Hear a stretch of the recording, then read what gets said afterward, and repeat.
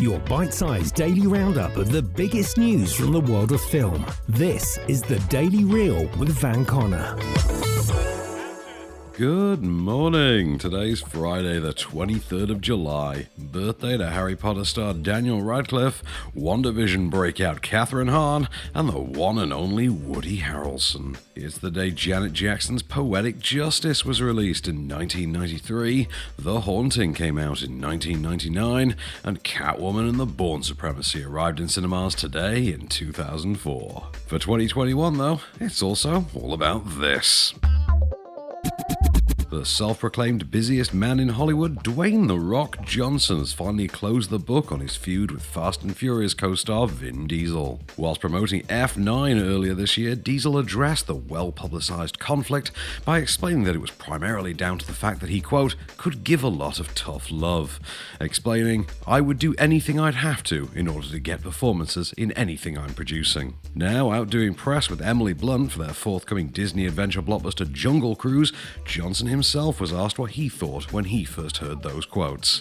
And he didn't hold back. I laughed, and I laughed hard. I think everyone had a laugh at that. And I'll leave it at that. And that I've wished them well. I wish them well on Fast 9, and I wish them the best of luck on Fast 10 and Fast 11, and the rest of the Fast and Furious movies they do that will be without me. But Emily Blunt couldn't resist getting her own dig in at Diesel, quipping, just thank God he was there. Thank God he carried you through that. Much to the laughter of Johnson. The Rock's response represents the first concrete announcement that he won't be returning to see out the close of the Fast saga, and that his character Luke Hobbs will instead remain in his bubble of the Hobbs and Shaw spin-off movies with Jason Statham. Meanwhile, Blunt and Johnson can be seen together in Jungle Cruise when it launches simultaneously in cinemas and on Disney Plus Premier Access on the 30th of July. You're under arrest. Arrest? I don't feel like I'm under arrest. How about you, Brian? Nah, not a bit. Not even a little bit. I'll just give it a minute. It'll sink in.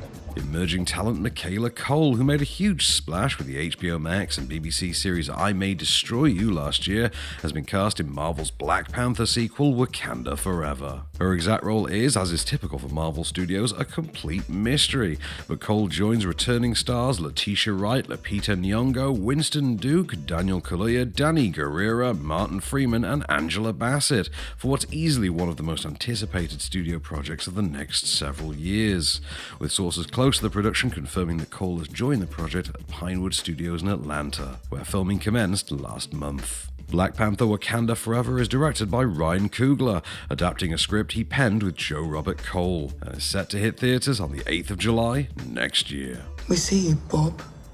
And if we see you, it means we are right there with you, tiptoeing in line, right behind you. And in that place, where rules, clarity, law, and separation cease to exist, we will show you exactly what we mean by violation. Earlier this week, we reported the bat signal had been lit and the call for a new Batgirl had been put out.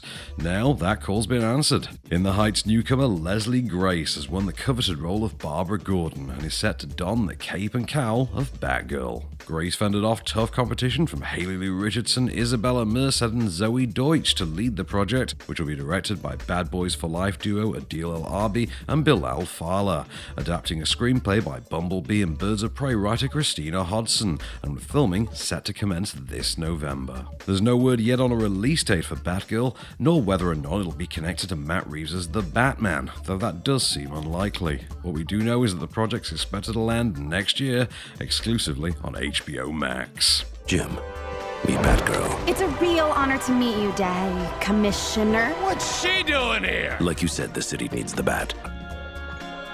We will literally have the best time. Yeah.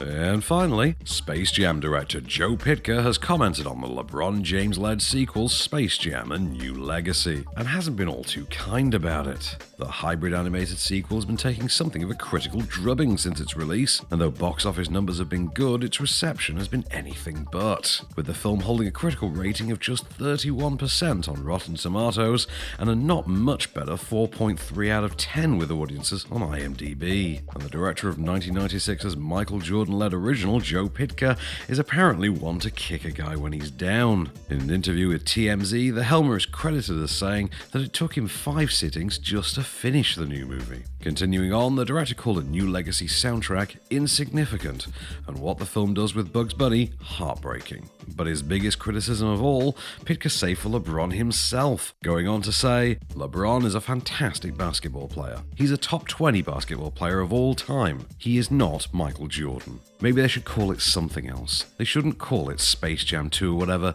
It should be another movie. It's not Space Jam. No matter how much LeBron wants to be a great player, and he is a great player, he's not Michael Jordan. A sequel that in no way involves space, Space Jam: A New Legacy is out now in UK cinemas. Oh, look out for that toy step dog. It's a real Lulu. Bugs Bunny? You were expecting maybe the Easter Bunny?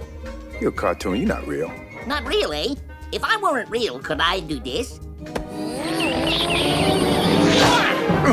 Showing in UK cinemas from today are M. Night Shyamalan's Old, gymnastics drama Girlfriends, the absurdist French comedy Bye Bye Morons, documentary Phil Liggett, The Voice of Cycling, the girls comedy Off the Rails, Night of the Kings, LGBT period romance The Will to Come, Mads Mikkelsen in Riders of Justice, I Never Cry, and Here We Are. Coming to streaming from today, Netflix are adding the family gymnastics drama A Second Chance Rivals, the Mexican comedy Bankrolled, action A Blood Red Sky, Korean zombie movie Kingdom, Ashen of the North, and this time taking on Jurassic Park, Back to the Future, Forrest Gump, and Pretty Woman, the much-anticipated second season of retrospective series The Movies That Made Us. Premiering on Amazon Prime today, meanwhile, is the Kate Beckinsale action romp Jolt, while Disney Plus are adding Playing with Sharks, Stuntman, Chariots of Fire, The Guardian, and Tolkien to their library.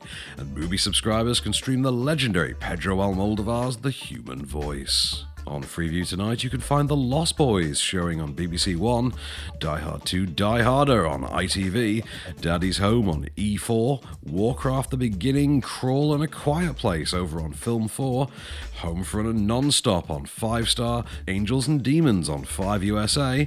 Great movies are showing Night Train to Lisbon, The Heist, Unbreakable, and Reprisal, License to Kills on ITV4, and the Horror Channel are showing Iron Sky and The Brood, while the Sky Cinema and now premiere for today is the Casey Affleck psychological thriller Every Breath You Take. That's your Daily Reel for Friday, July 23rd. Have a great weekend. Don't forget to leave us a rating or review wherever you listen to the show. Keep it cinematic, and we'll see you on Monday.